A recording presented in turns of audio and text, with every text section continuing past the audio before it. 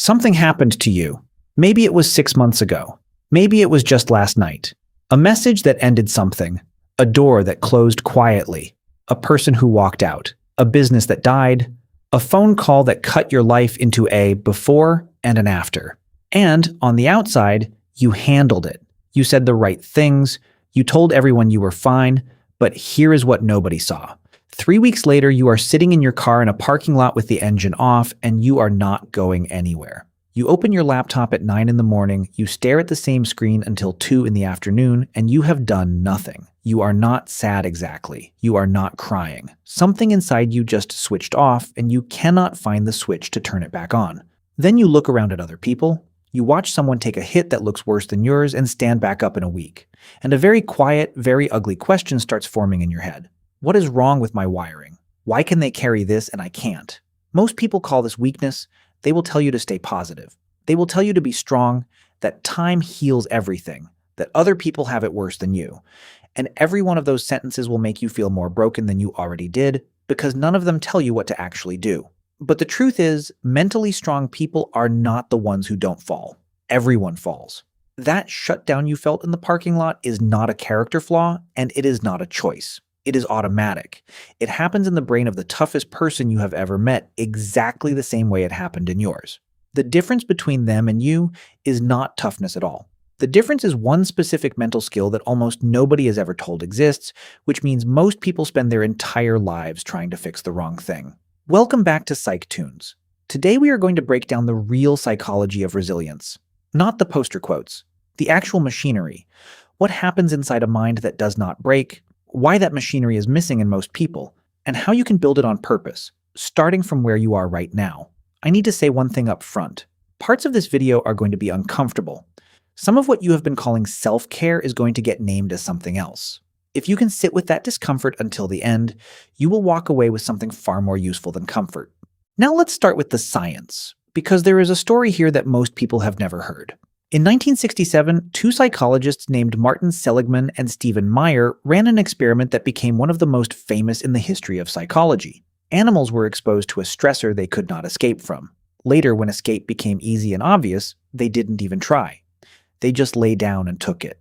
Seligman and Maier called it learned helplessness, and the conclusion spread everywhere. If life beats you enough times, you learn that nothing you do matters, and that learning makes you passive. For 50 years, that was the accepted answer. Then, in 2016, in the journal Psychological Review, the same two men published a paper called Learned Helplessness at 50, and they said something researchers almost never say.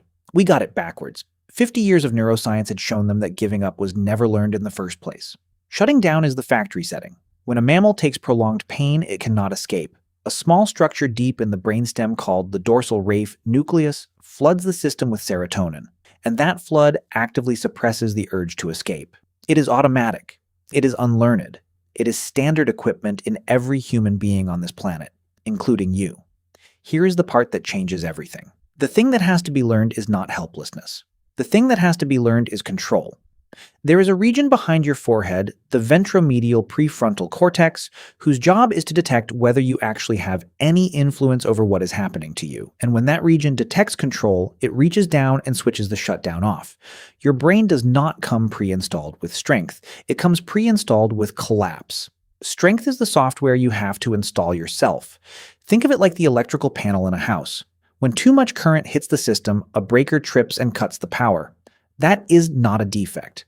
A house without that mechanism burns down. The trip is automatic and it is supposed to happen. But a breaker is not a fuse. A fuse dies once and has to be thrown away. A breaker is built to be flipped back on by hand, and the entire question of whether you have power tonight comes down to one thing.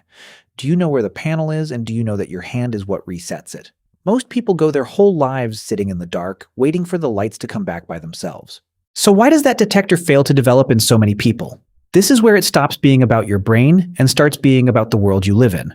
Your control detector learns the same way a muscle learns. It needs reps. It needs repeated experiences of you pushing against something difficult and watching the difficulty move. And modern life has quietly removed almost every opportunity to do that while multiplying the opposite.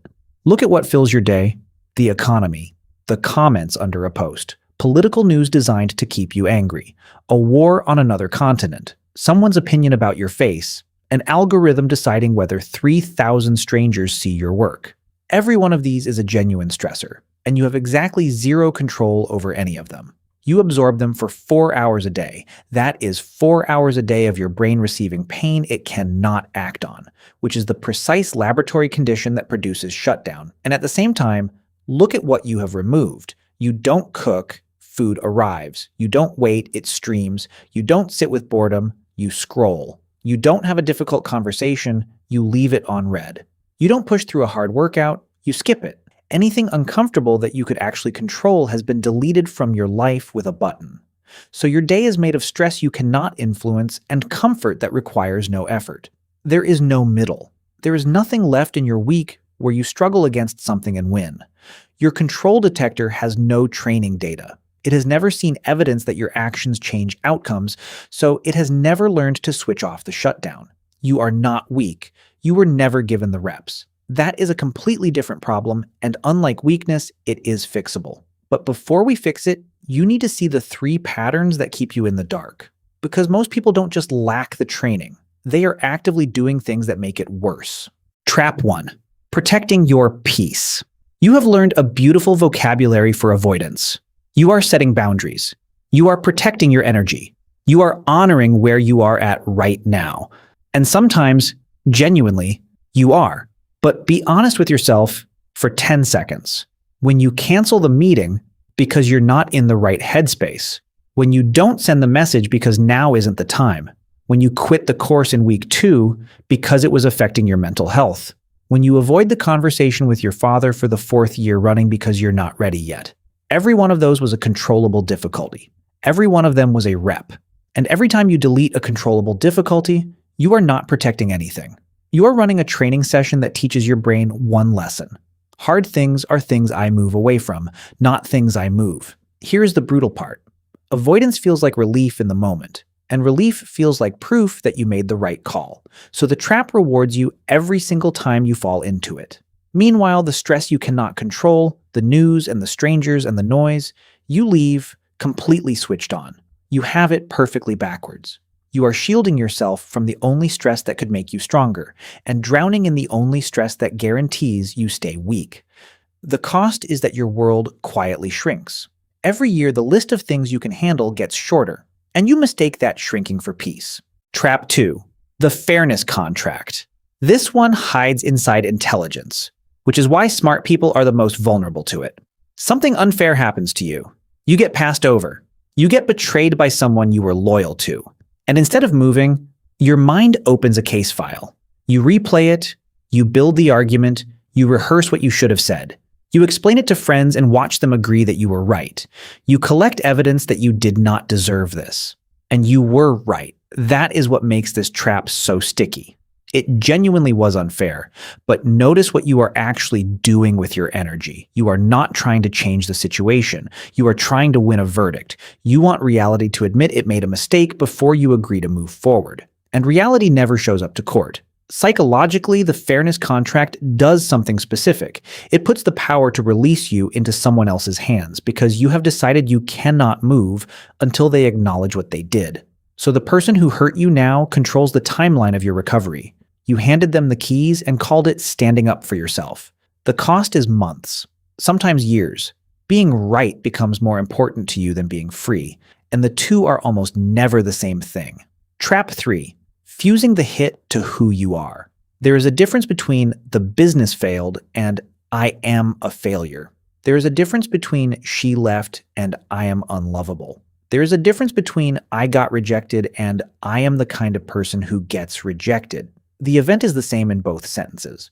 But in the first one, something happened to you. In the second one, something was revealed about you. When you fuse the event to your identity, recovery becomes impossible in a very mechanical way. Fixing a bad month is a project you can start on Monday. Fixing who you fundamentally are is not a project at all. It is a life sentence. And your brain, quite reasonably, does not attempt tasks it has classified as impossible, so it shuts down. That is not drama. That is the dorsal raphe doing exactly what it evolved to do when there is no available control. The cost is that every single setback becomes an existential event. A missed deadline becomes proof about your future. One bad date becomes evidence about your entire romantic life. You start carrying every hit you have ever taken into every new room you walk into, and you wonder why you feel so heavy. And this brings us to the real price of all three traps together. You spent years protecting yourself. You avoided the hard conversation, you left the difficult thing undone, you stayed home, you stayed safe. And the entire purpose of that protection was to make sure you never felt the pain of failing. But your ability to handle pain is not a fixed tank you were born with. It is built the same way everything else is built, by use. So the exact thing you did to feel safe is the thing that removed your capacity to feel safe. You are more afraid at 30 than you were at 20, and it isn't because life got harder. It is because you got smaller. Protection cost you the thing protection was for. So how do you actually get out? First, understand what we are not doing. We are not going to make you stop feeling the hit. You cannot decide not to trip the breaker any more than you can decide not to bleed when you're cut. That mechanism is older than your personality, and it does not take requests. Anyone selling you a mind that feels nothing is selling you a fantasy, and chasing it will just add shame on top of pain. The goal is much smaller and much more achievable. The goal is to shorten the distance between the hit and your first controlled action. That's it. That is the entire skill. Not the absence of falling, but the speed of the reset. Here are 4 laws that build it. Law 1. Find the smallest controllable lever. When your brain is scanning for control, it does not care about the size of what you control. It only cares that something responded to you. So after a hit, stop asking why this happened to me. That question has no lever attached to it. Ask instead, what is the smallest thing in front of me right now that will move if I push it? Make the bed. Send 1 email, not 20. Wash the dishes in the sink. Walk to the end of the street and come back.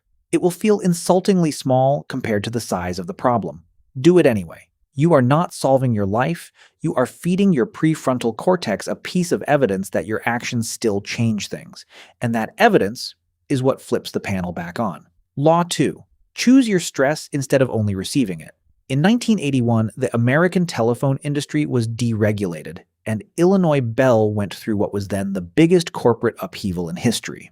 A team of researchers led by Salvatore Maddi had been studying roughly 400 of their managers for years before it happened, and kept following them for years afterwards.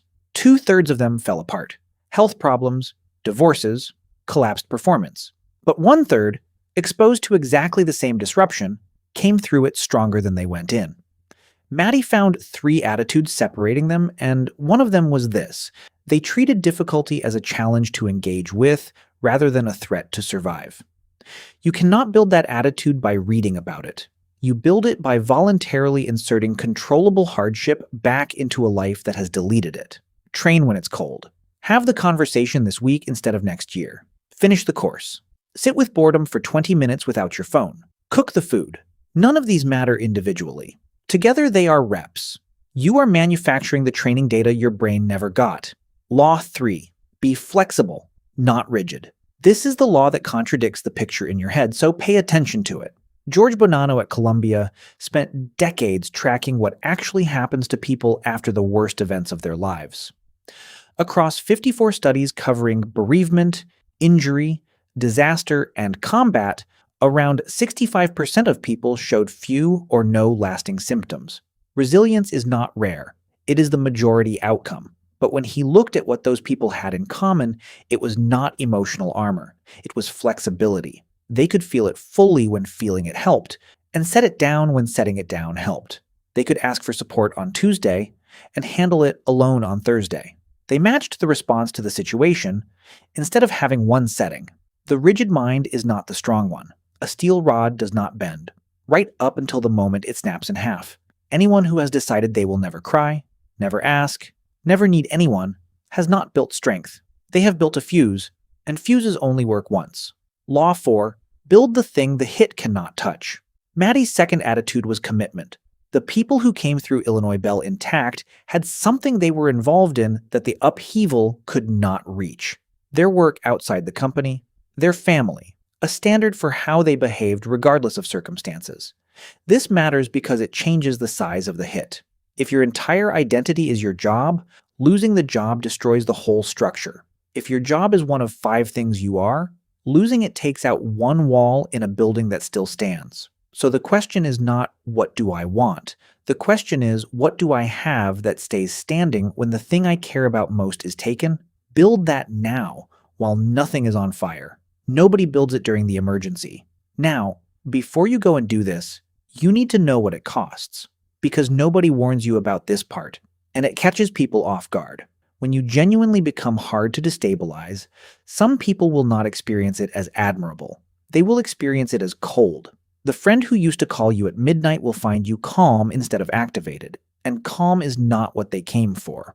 Your family, who could always move you by raising their voice or going silent, will find that the handle they always used is no longer attached to anything. People do not usually say thank you when they lose leverage over you. They say you've changed. They say you've gotten hard. They say you don't care anymore. And there is a second cost that is quieter and hurts more. When you stop, visibly falling apart, people stop checking on you.